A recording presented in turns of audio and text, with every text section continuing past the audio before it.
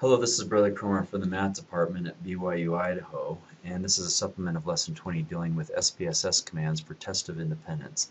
So first I'll be covering, if you look up here, data entry. I'll be showing you how to enter your data for doing a test of independence. Then after that, you'll be dealing with data weight cases, which you've done before with the previous 3 lessons, but we'll do it again.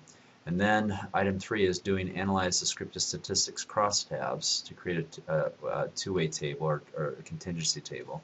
And then we'll be doing some options here. Okay, we'll be getting expected counts, observed counts, getting our chi-square test statistic, and then displaying a clustered bar chart. Okay, so first of all, what I'd like to do is I'd like to go to, see if I can find it here, go to this table that was found in your online textbook. This is with the chiropractic care data.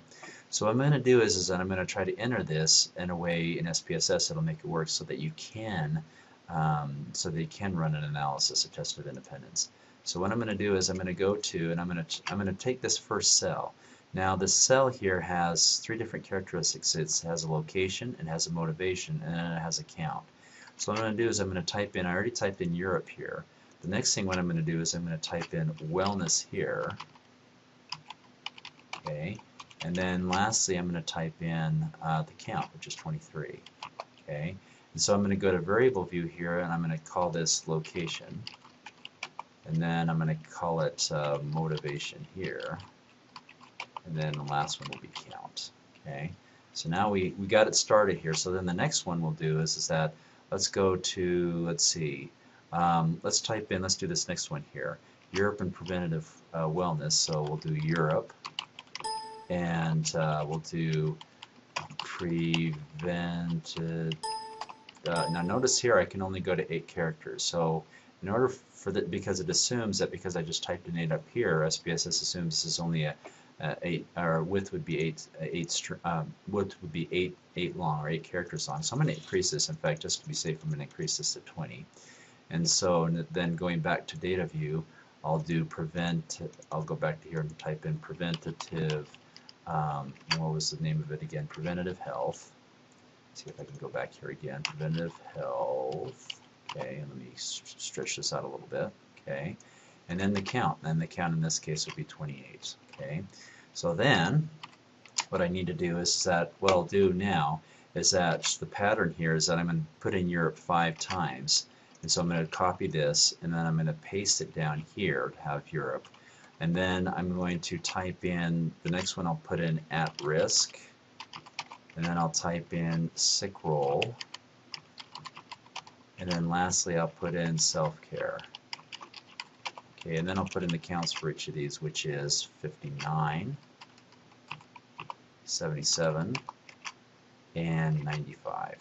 Okay, so then what I'll do is that I'm going to put in the next one. I'll worry about Australia here. I'll put in Australia.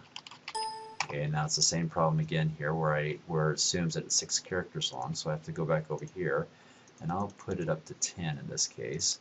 So I'll put in Australia. So since I have to do that 5 times, I'll copy this and paste it here. And then I'm going to repeat this again and put that here.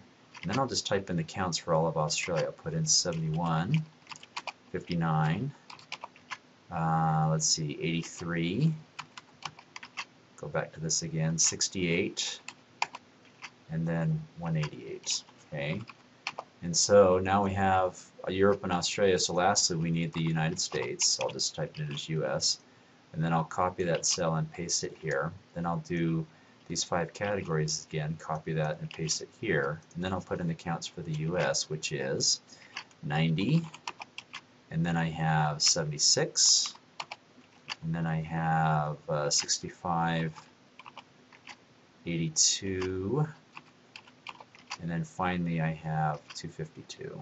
Okay, so now I have created I've entered my data that I needed to be able to do a test of independence. So then the next step is to do weight cases. So I weight cases. If you have a count variable, that's a red flag, but this is summary data, so you have to weight cases. So I do data, weight cases, and so I weight cases by count, and click on OK. So now my weight and now it's indicated here in my output that I'm weighting cases by count.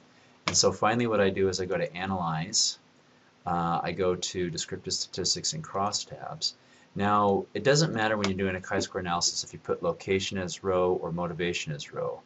But in terms of doing a cluster bar chart, for me, I'm going to put in the location in row because of how it sets up in the bar chart. So I put in location under the row variable, motivation under the column variable. Okay, and then what I need to do is go into this here. I need to click on several things. I need to click on cells. So I'll click on cells, and I click on observed is already marked. So I'm going to click on expected. And then the last thing is, if I can go to this, click on statistics, then choose chi-square. So I'm going to click on statistics. I'll choose chi-square. And then lastly, I click on, it says here, click display clustered bar chart, and that's right here. And then when you click on OK, then here's the output here. Okay, here's your counts and the expected counts in this table here. Here's your test statistic right here under Pearson chi-square, degrees of freedom, and your p-value. It's rounded 3 decimal places to the right of the decimal. And then here's your bar chart. Now, as I want to get a little more detail here with the bar charts, let me go to how I did it here with this data here. Now, I didn't mean to do explore. I meant to do analyze descriptive statistics crosstabs. That's what I meant to do.